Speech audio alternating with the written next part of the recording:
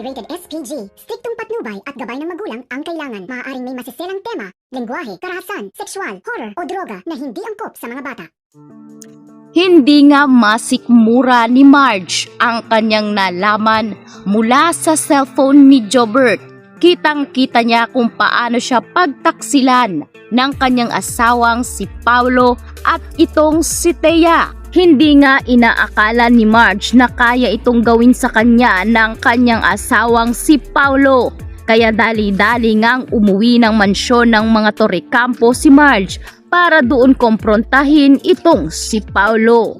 Sa kabilang banda, patuloy ang pagtawag ni Thea kay Paulo upang tanungin kung nakita na ba ang cellphone ng kapatid ni Marge na si Jobert dahil siguradong sasabog ang kanilang sikreto oras na makita nga ni Marge ang naturang cellphone. Subalit sagot nitong si Paulo ay hanggang ngayon ay hindi pa rin hawak ni Paulo ang cellphone nitong si Jobert. Kaya sa pagkakataong ito ay dali-dali na ngang pumunta si Paulo at Thea sa mansyon ng mga Torrecampo upang pagtulungan nga silang hanapin ang cellphone ni Jobert. Sa kasamaang palad, dito nga ngayon sa pagdating nitong si Paulo, nakita niya si Marge na matalim ang tingin sa kanya. Hudyat ito na alam na ni Marge ang lahat. Sinalubong ni Marge ng masakit na sampal si Paulo sabay iyak dahil sa tagal umano ng panahon ay bakit nakuha nga ni Paulong pagtaksilan siya. Hindi na umano inisip ni Paulo ang kanilang anak na si Jasmine. Tulala itong si Thea, hiyang-hiya. Dito rin sinampal ni Marge si Thea dahil sa pagiging inarte nito. Nakuha pa ngang sumbatan ang kanyang ina na itong si Evelyn. Ngunit ang totoo ay mas masahol pa pala siya sa ina nitong si Marge dahil mismong ang kanyang asawa ang kinabit nitong si Thea. Hindi pa siya nakontento kay Edward habang si Edward ay wala pang kaalam-alam sa mga panahong iyon. Tanging si Marge at ang nasa bahay lamang ng mga Torrecampo ang saksi sa lahat ng mga kabulastugan na ginawa ni Paulo at Thea.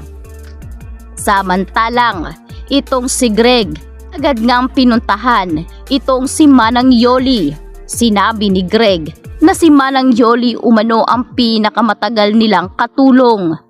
Ayaw naman daw umano ni Manang Yoli na matanggal sa mansyon ng mga Torrecampo at pinakaayaw umano nitong si Greg ang pangingialam nitong si Manang Yoli. Kaya binalaan ni Greg ang katulong nila na sa susunod na uulitin ni Manang Yoli ang pangingialam sa kanyang mga gawain ay hindi umano siya magdadalawang isip na dispatchahin ito.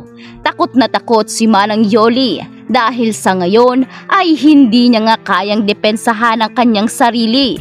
Hindi niya rin kayang sabihin sa kanyang among si Regina sa takot na baka gumanti si Greg at tuluyan nga silang matanggal sa naturang mansyon.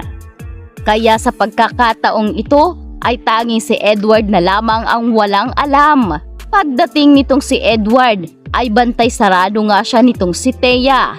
Dito na nag-explain si Thea tungkol sa mga kaganapan, ngunit walang lusot itong si Thea dahil tuloy ang pagsabog ng naturang issue.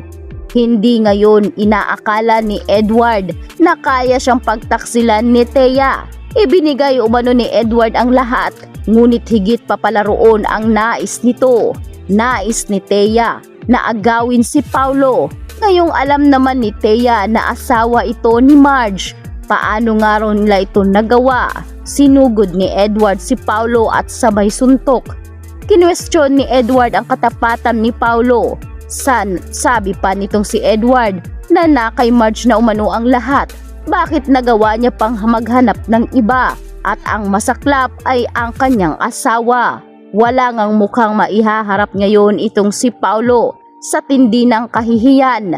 Ngunit paliwanag ni Paulo na naakit lamang siya at nahulog rin ang kanyang loob. Subalit wala nga raw siyang intensyon na saktan itong si Marge. Ano man ang naging palusot nitong si Paolo ay hindi na matatanggap ni Edward. Malinaw ang pagtataksil sa loob mismo ng mansyon ng mga Torrecampo.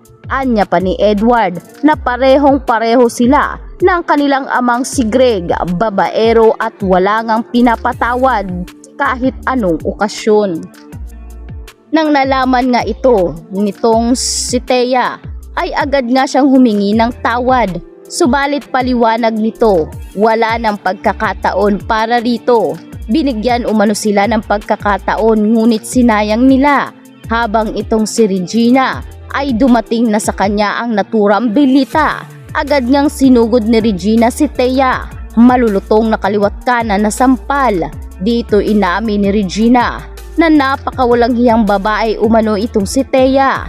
Inakala niya na isang malinis din itong babae at maayos. Subalit mas masahol pa umano siya kay Marge. Sa pagkakataong ito ay pinalayas na ni Regina si Thea. Ngunit nagmamakaawa itong si Thea kay Edward na pigilan ng ina. Ngunit anya pa ni Edward na wala siyang magagawa kung ano ang magiging desisyon ng kanyang ina. Dahil hindi rin matanggap ni Edward ang ginawa ni Thea sa kanya. Pambabastos umano sa kanilang buhay mag-asawa. Maging ang anak nitong si Edward ay talaga namang nagulat sa naturang balita. Subalit may mas nakakaantig na pasabog ang lahat.